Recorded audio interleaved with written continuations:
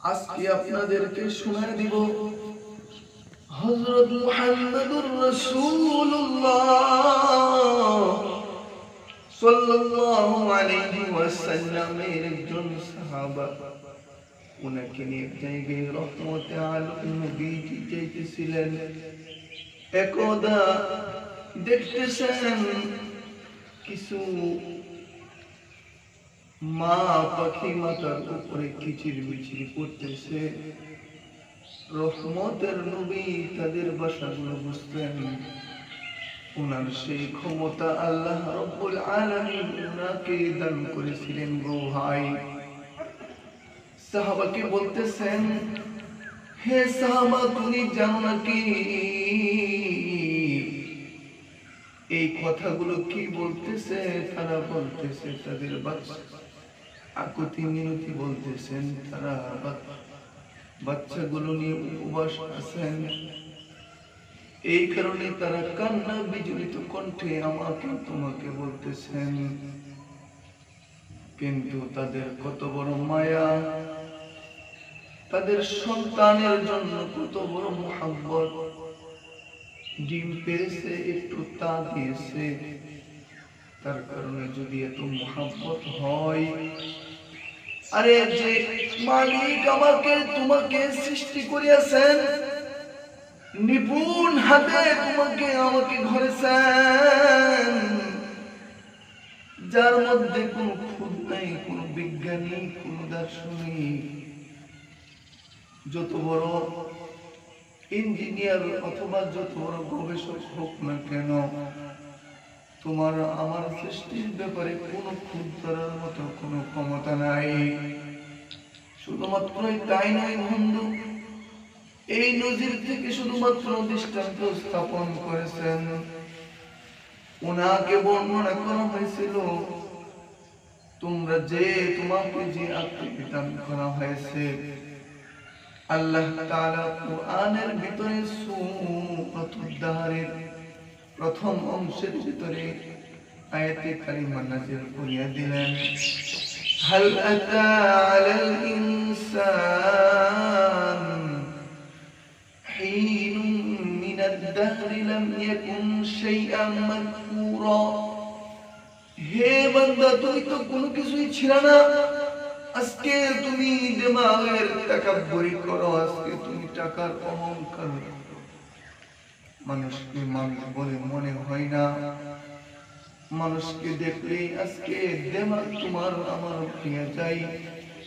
তোমার আমার তাকাব্বুরের কারণে কত কিছুই হয়ে যায়। হে বন্ধু, তোমার আমার কোনো কিছুর নাম নিশানাই কিন্তু দুনিয়ার বুকে ছিল না। আজকে দেখা যায় আমাদের গত 30 বছর আগে অথবা 35 বছর আগে আমাদের কোনো নাম নিশানা ছিল না। আজকে আমাদের অহংকার আর তাকাব্বুরের কারণে মানুষদের কাছে পর্যন্ত যাইতে পারে না। কিছু টাকা পয়সা হয়ে গেছে বিদায়, এই কারণে পারমিশন নিয়ে গণতন্ত্রের ভিতরে ঢুকতে হয়। কিছু নিজের ক্ষমতা হয়েছে বিদায়, নিজের সাথে সিকিউরিটি আর গার্ডগুলো নিযুক্ত করতে হয়।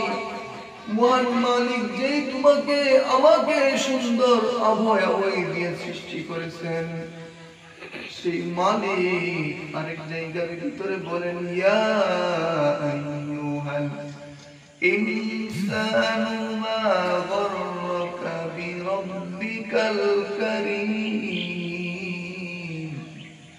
হে বান্দা, তুমি তোমার কোন মালিককে ভুলিয়া গেলা, যে মালিক তোমাকে আমাকে সুন্দর একটি আকৃতি দিয়ে দান করেছেন? কোন মালিককে ভুলিয়া গেলা, যে মালিক তোমাকে আমাকে সুন্দরভাবে বানাইছেন? আরে পুতুল যদি বানাইতে হয় তাহলে কাদামাটিকে দিয়া কাদামাটি দিকে দিয়ে পানি দিয়ে গুলতে হয়। এই কারণেই তো মূসা কালিমুল্লাহকে আল্লাহ তাআলা পরীক্ষা নিয়েছিলেন। মূসা যখন পিঁপড়াগুলোকে যখন মেরে ফেলেছিলেন, তখন মূসাকে বলেছিলেন, হে মূসা, তুমি পানি দিয়ে তুমি কাদাগুলোকে তুমি একটুখানি কাদা দিয়ে তুমি পানি কাদাগুলোকে মাখতে থাকো, তারপরে একটু পুতুল বানাইতে থাকো, তারপরে তা দিতে থাকো, তারপরে সুন্দরভাবে আনো। কিছুদিন পর আবার বলো তুমি ভাঙিয়ে ফেলো। মুসা বললেন, আল্লাহ বুঝি নাই তোমার হাকিকত, এইটা আমার দ্বারা কিসের জন্য নিলা? মালিক হয়ে আমার দ্বারা কিসের জন্য পরীক্ষা নিলা? শুধুমাত্র তোমাকে আমাকে বুঝানোর জন্য আমার মালিক এই পরীক্ষাগুলো মুসা কালিমুল্লাহকে তারা নিয়েছিলেন। বলেছিলেন, মুসা কাদা দিয়ে পুতুল বানাইছো, তার জন্য কত মায়া। কাদা দিয়ে তুমি পুতুল বানাইছো, রৌদ্রে শুকাইছো, তার জন্য কত মায়া। রৌদ্রে শুকায় একটুখানি আগুন দ্বারা তা দিয়েছো, তার জন্য কত মায়া। আমি মালিক হয়ে, আনা রহমান হয়ে, আনা গফফার হয়ে, আনা রাজ্জাক হয়ে আমার কি মায়া লাগে না? বান্দাদেরকে নিজ হাতে বানায়া কিভাবে জাহান্নামের মধ্যে ফালায়া। শুধুমাত্র তাই নয় বন্ধু, আল্লাহ রাব্বুল আলামিন তোমাকে আমাকে খুব মহব্বত করেন। এই ব্যাপারে একটি ঘটনা সুন্দরভাবে হাদিসের ভিতরে বর্ণিত রয়েছে। নাম্বার হলো, যখন কোন জান্নাতি যখন তার জান্নাত যখন নির্ধারিত হয়ে যাইবে, তখন সে আল্লাহ রাব্বুল আলামিনের দিকে আস্তে আস্তে আস্তে আস্তে আস্তে যাইতে থাকবে। আল্লাহ রাব্বুল আলামিন বলবে, ফেরেশতারা আমার সেই বান্দা আস্তে আস্তে যাইতেছে কেন? তার জন্য জান্নাতের গেট কিন্তু দরজা বন্ধ ছিল, তার জন্য খোলার ব্যবস্থা ছিল না। ফেরেশতাদেরকে বলে, যে মালিকের জন্য গুণগান গাইলাম, যে মালিকের জন্য গোলামি করলাম, সেই মালিককে না দেখে আমি জান্নাতের মধ্যে কিভাবে যাই? এইটা বলার সাথে সাথে মহান রব্বুল আলামিন বলবে বান্দাকে, তার জন্য জান্নাতের গেট আমি আটকে দিয়েছিলাম, সে আমার প্রতি রাজি খুশি হয়ে গেছে, আমি তার প্রতি রাজি খুশি হয়ে গিয়ে তার জন্য জান্নাতের দরজাকে খুলিয়া দিয়া জান্নাতের মধ্যে একটা স্থান দিয়া দিলাম। আর যারা জাহান্নামী হবে, জাহান্নামের কিছু মানুষ এমন ভাবে বলতে থাকবে, জাহান্নামের জন্য কারারক্ষীদের হাতে যখন তুলে দিবে, আল্লাহ রাব্বুল আলামিনের রহমতের দিকে তাকায়া আস্তে আস্তে যাইতে থাকবে, পিছনে তাকাইতে থাকবে। আর মালিক বলবেন, তারা কিসের জন্য তাকায় রয়েছে? তখন বলবেন, আনার রহমান, আনাল গফফার। এই নামের দিকে তাকায় তারা ভয় পাইতেছে, তুমি নাকি রহমান, তুমি নাকি গফফার।